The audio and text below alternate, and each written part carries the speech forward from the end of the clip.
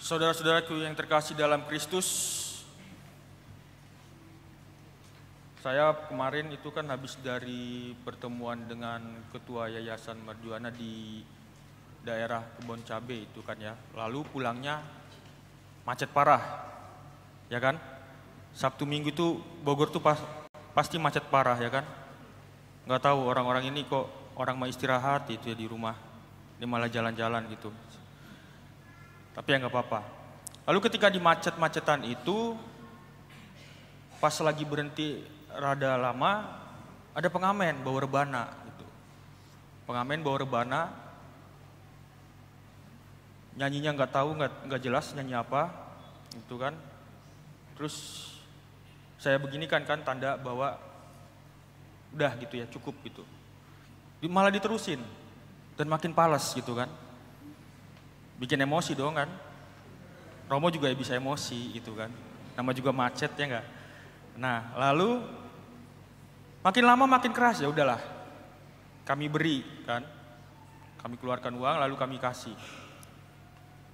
Lalu dia doakan, ya semoga selamat ya Pak katanya. Bukan semoga selamat Pak, semoga lancar gitu. Saya bilangnya. Dan kalau kita lihat dalam hal ini, itu kan bentuk pemaksaan ya.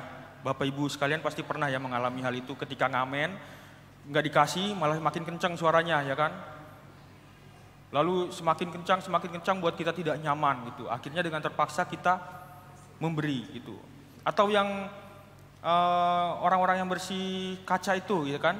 Orang kaca udah dibersihin malah baru dicuci malah dibersihin pakai sabun malah tambah kusam gitu kan. Udah dilambaikan tangan tanda tidak jadi masih tetap dilakukan gitu. Dan pemaksaan-pemaksaan itu mungkin juga terjadi bukan hanya di dalam jalan raya saja ya, atau di tempat kita lagi nongkrong tiba-tiba ada orang untuk meminta uang gitu ya. Bahkan sampai pengemis pun demikian, terkadang ada yang memaksa gitu. Tapi juga bisa ada di dalam kehidupan dan relasi kita sehari-hari. Bahkan di dalam penghayatan iman kita juga suka memaksa membuat orang lain merasa tidak enak dan terpaksa menempatkan mereka dalam keadaan tak mempunyai pilihan dan akhirnya mengalah. Tujuan pemaksaan terkadang hanya untuk mendapatkan kemudahan. Hal itu karena kita berpikir senantiasa di dalam hidup ini untuk selalu mencari kemudahan bagi diri sendiri, memilih segala cara yang lebih enak asal bisa selamat. Kita tahu bahwa mereka-mereka yang bekerja atau melakukan hal-hal seperti itu memang karena kekurangan dalam dirinya untuk melakukan sesuatu, tetapi tidak mau berusaha melainkan mencari kemudahan. Dan hal-hal seperti itu ada di dalam kehidupan sehari-hari kita. Kalau kita lihat bacaan hari ini, beberapa kali Yesus membocorkan peristiwa mulia yang akan dialaminya kepada para murid. Akan tetapi sesudah penyingkapan itu selalu ada pemberitahuan yang diputarbalikkan oleh Yesus sendiri. Ya. Sesudah dikenali sebagai Mesias kemarin, waktu minggu lalu kita baca tentang Petrus ya. Engkau adalah Mesias, Putra Allah. Ia justru melarang mereka memberitahukannya kepada siapapun. Atau ketika peristiwa dari Gunung Tabor, demikian juga akhirnya dia menceritakan tentang penderitaannya. Suatu hal yang sangat berkebalikan, bahwa kemuliaan lalu diputarbalikkan bahwa ia harus melaluinya lewat penderitaan. Ia pun hari ini berbicara tentang penderitaan dan salib. Siapapun yang baru saja melihat dan mengakui kemuliaan Yesus pada saat itu pasti akan terkejut dengan topik pembicaraan yang sangat kontras ini. Akan tetapi benarkah Yesus mengatakan sesuatu yang hanya sekedar berkebalikan? Mungkin tidak. Ia mengatakan suatu kebenaran, hal yang realistis di dalam hidup ini. Agama kita, agama yang sungguh realistis. Ia mengajarkan bahwa di balik setiap kemuliaan selalu tersembunyi perjuangan, penderitaan, bahkan kematian. Tidak ada yang dinamakan, kalau dalam hal kehidupan kita, makanan gratis.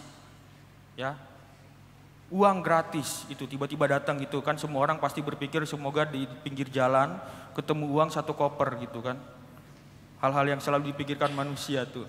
Karena semakin banyak yang mikir seperti itu, maka berbentroklah harapan-harapan itu jadi nggak tercapai-capai gitu. Dan tidak ada yang dinamakan hal-hal yang gratis, makanan gratis ya, kecuali napas. Bahkan napas pun sendiri pada satu titik tertentu kita harus membayarnya. Semua hal yang bermaksud mempermudah jalan menuju kemuliaan atau tujuan kita atau kesuksesan itu pasti berasal dari iblis. Makanya Petrus ditegur, "Nyahlah kau iblis, setan lo," gitu kan. Oleh karena itu teguran yang sangat keras itu ditunjukkan kepada Petrus yang menyangka bahwa kemuliaan Yesus akan dicapai tanpa melalui salib. Karena pengalaman Petrus melihat bahwa Yesus memberikan mujizat-mujizat, lalu penampakan di Gunung Tabor, hal-hal yang memuliakan. Sekiranya dia pasti berpikir bahwa tidak akan pernah terjadi hal-hal seperti itu, penyaliban, sengsara, bahkan mati, dibunuh. Makanya Yesus ditegur seperti itu. Karena dia dekat makanya disebut setan loh gitu kan. Dan Yesus tahu persis bahwa kemuliaan yang dianugerahkan Bapaknya pun bukan seperti makanan gratis gitu.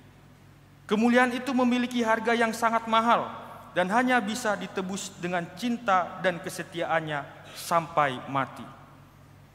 Menarik untuk kita renungkan teguran Yesus terhadap Petrus ini.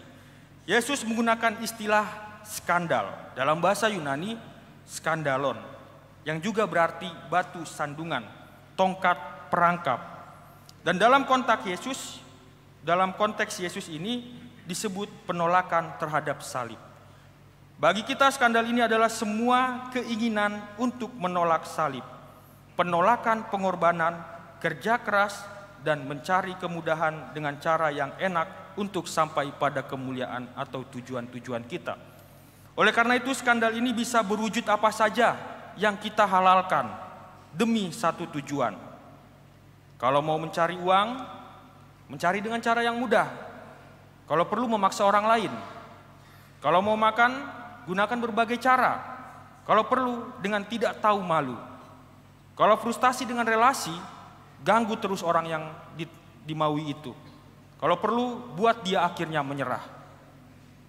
Yeremia dalam bacaan pertama mengungkapkan keluh kesah karena tekanan tugas yang diterimanya dari Tuhan. Bahkan Yeremia memakai bahasa yang mungkin mengejutkan karena bisa berarti bahwa Tuhan sudah menggoda dan dalam tanda kutip memperkosanya. Patah dan kazak, dalam harafiahnya seperti itu. Ia ditugasi untuk memaklumkan kepada orang Israel bahwa pengadilan Tuhan akan menimpa mereka. Dan ternyata mereka tidak mendengarkan sama sekali. Bahkan menganiaya Yeremia sampai menderita begitu buruknya. Tetapi itu disebabkan sebuah asumsi yang keliru. Dan kita pun sering menyangka bahwa melakukan kehendak Allah akan membawa kesehatan, kemakmuran, dan cinta. Ya kan? Kita selalu berpikir seperti itu. Itu hanya asumsi. Kadang ada orang ya, kok dia udah hidupnya baik, rajin ke gereja, kok matinya cepet gitu kan. Pasti ada yang gitu kan. Lalu orang ini baik sekali, aktif di gereja, suka menolong, kok bisa-bisanya kena penyakit yang parah. Di dalam kehidupan sehari-hari pasti kita menjumpai hal-hal seperti itu. Dan nyatanya bukan sesimpel itu. Kita bayar dengan hal yang baik, kita mendapatkan. Bukan sesimpel itu. Semua itu tentu tidak ada dalam MOU Tuhan ya. Tidak ada dalam MOU-nya Tuhan. Tuhan tidak pernah menjanjikan kemudahan dan hidup yang menyenangkan karena kita mengikuti Dia. Tadi dibilang bacaan Injil harus memanggul salib, menyangkal diri, ya. Jangan sayang sama nyawa. Kalau kita berpikiran menjanjikan kemudahan dan hidup yang menyenangkan karena mengikuti Yesus, kembali lagi, itu hanya asumsi kita saja. Tuhan hanya berjanji bahwa Ia akan berada di sisi kita dengan gada dan tongkatnya. Mazmur 23 ayat 4. Tetapi kita tetap harus berjalan di lembah kekelaman itu. Dan selanjutnya, ketika kita berjalan di sana, skandal yang paling memalukan ialah kalau kita mau mencari kemudahan, mencari jalan pintas dan menghalalkan segala cara supaya tidak perlu bersusah payah. Dan marilah perhatikan reaksi kita di depan segala problem dan penderitaan hidup yang kita alami. Apakah kita masih mempunyai nyali untuk menjalaninya? Dan hal itu perlu keberanian. Ingat, Tuhan tidak pernah menjanjikan hal-hal seperti kemudahan yang instan. Ia tetap menunjukkan suatu proses perjuangan untuk mencapainya. Tetapi Tuhan tidak pernah meninggalkan kita untuk berjalan mencapai kemuliaan itu. Dan terus-menerus menemani kita. Yesus memanggil kita untuk beriman bukan saja pada kemuliaannya, tetapi juga dalam penderitaan dan kematiannya. Hal ini adalah hal yang realistis bagi diri kita. Tidak ada orang yang lahir hidupnya selalu beruntung. Bahkan ketika kita lahir ke dunia ini sekalipun, kita harus melewati yang namanya perjuangan dan penderitaan. Seorang ibu, ya, emang ada yang ngelahirin gampang? Gak ada kan, ibu sekalian? Pasti harus tetap ngeden kan?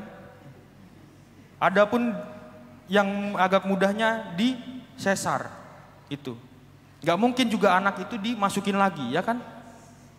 Pasti akan tetap diterima berkat itu, meskipun dalam kesusahan. Ketika lahir, apa yang terjadi?